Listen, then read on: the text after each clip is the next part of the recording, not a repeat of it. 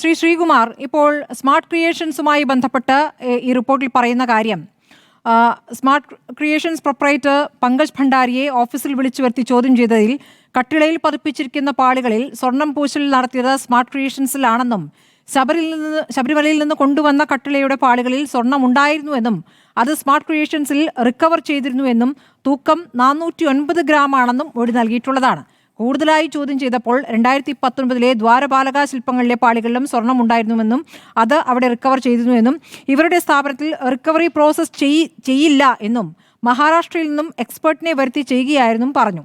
Recovery ചെയ്ത സ്വർണത്തിന്റെ തൂക്കം 577 ഗ്രാം ആയിരുന്നു എന്നും സമ്മതിച്ചിട്ടുള്ളതാണ്.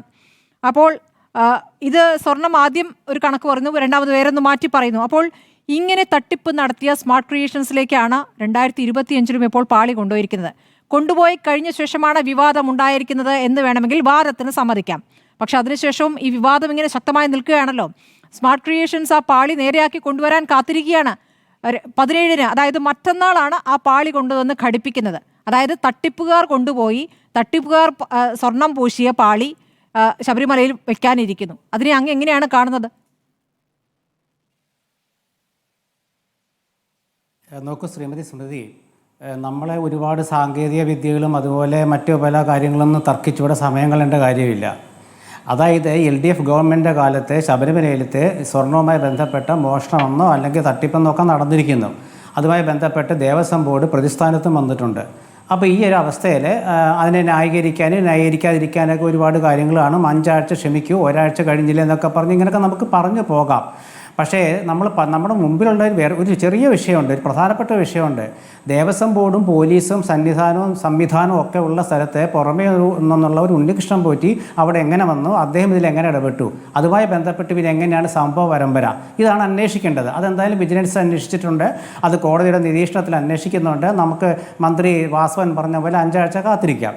പക്ഷേ കഴിഞ്ഞ 1999 തൊട്ടുള്ള 6 ഗവൺമെൻറ്റുകളുണ്ട്. 6 ഗവൺമെൻറ്റുകളിൽ 4 ഗവൺമെൻറ് LDFും 2 ഗവൺമെൻറ് UDFും ആണ്.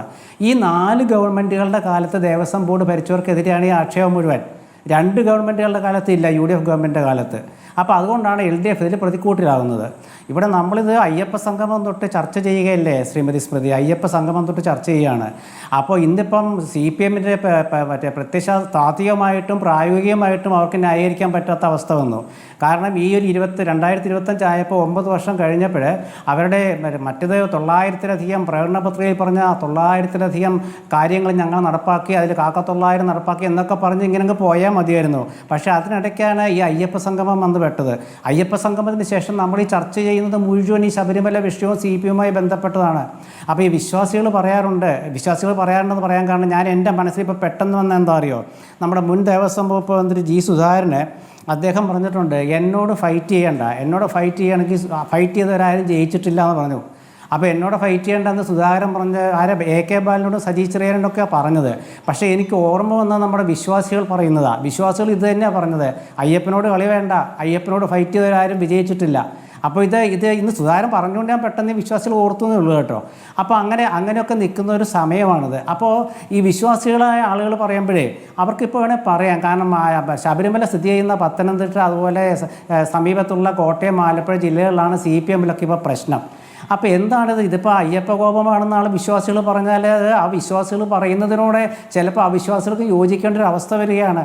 കാരണം എന്താ വെച്ചാൽ ഇന്നേ വരെ CPMൽ ഇല്ലാത്ത പ്രതിസന്ധികളാണ് ഇന്ന് നമ്മൾ കണ്ടത്. അതിൻ്റെ പോട്ടെ, ഇവിടെ ചർച്ചാ വിഷയം എല്ലാത്തും ഞാൻ പറയുന്നില്ല.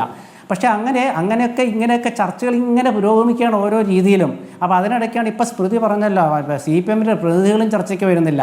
അപ്പോൾ പിന്നെ ആ ഒരു ഗതി നമുക്ക് ആലോചിച്ചാലേ നമുക്ക് മനസ്സിലാവും. അപ്പം നമ്മുടെ സുഹൃത്ത് ജയേന്ദ്രനൊക്കെ ഇതിൻ്റെ സാങ്കേതിക വിദ്യ സ്വർണ്ണം പൂശലെന്നും പറഞ്ഞിട്ട് ജയേന്ദ്രൻ വെറുതെ പുലിവാല് പിടിക്കാൻ വേണ്ടത്. ആ കോടതി അന്വേഷിച്ചിട്ട് കുറ്റക്കാരാണെങ്കിൽ അവരെ കണ്ടുപിടിക്കട്ടെ എന്നൊക്കെ നിങ്ങളും പറയും നമ്മളും പറയും. പക്ഷേ കുറ്റക്കാരെ കണ്ടുപിടിക്കാതെ നിവർത്തിയൊന്നുമില്ല. ഏത് കുറ്റവാളിയും ശിക്ഷിക്കപ്പെടുമെന്ന് മുഖ്യമന്ത്രി പറയുന്ന പോലെ അല്ലല്ലോ കോടതിയുടെ അന്വേഷണം. അത് ശരിക്കും കുറ്റക്കാരെ കണ്ടുപിടിക്കും. എട്ടാം പ്രതിസ്ഥാനത്താണ് മറ്റേ പത്മകുമാറിൻ്റെ ദേവസ്വത്തിലുള്ള നേതൃത്വത്തിലുണ്ടായിരുന്ന ദേവസ്വം ബോർഡ് വന്നത്.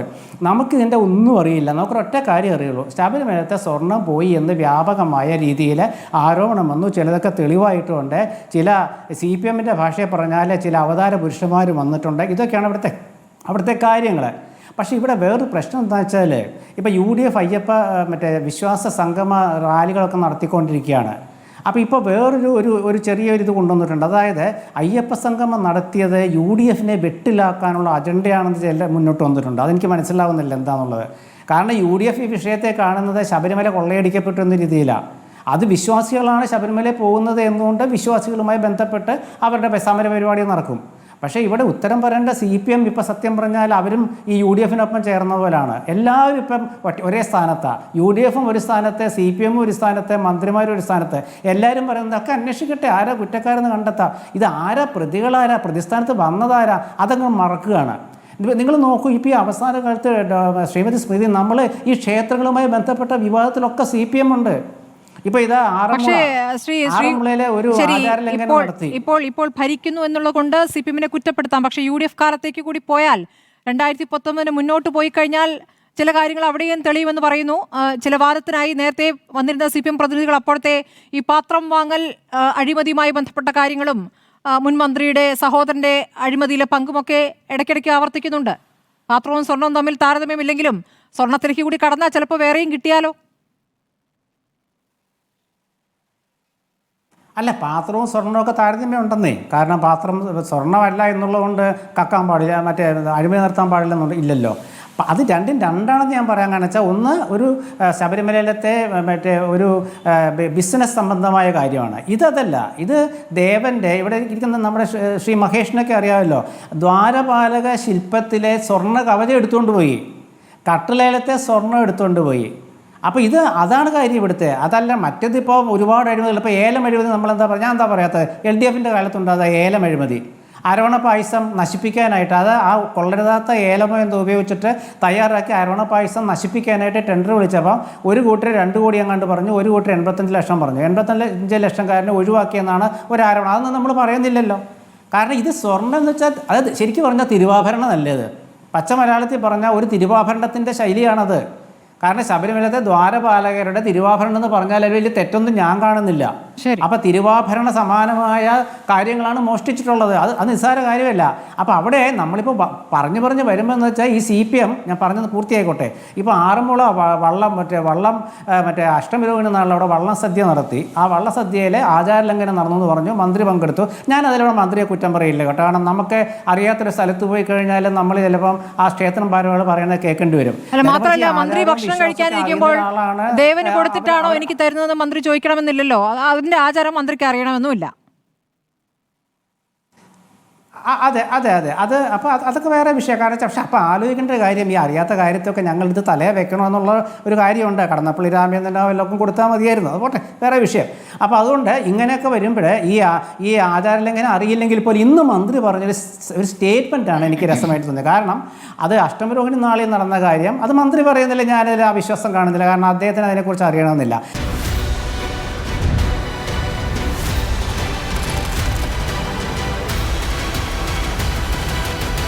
ഡിബേറ്റ് വിത്ത് സ്മൃതി പരുത്തിക്കാട്.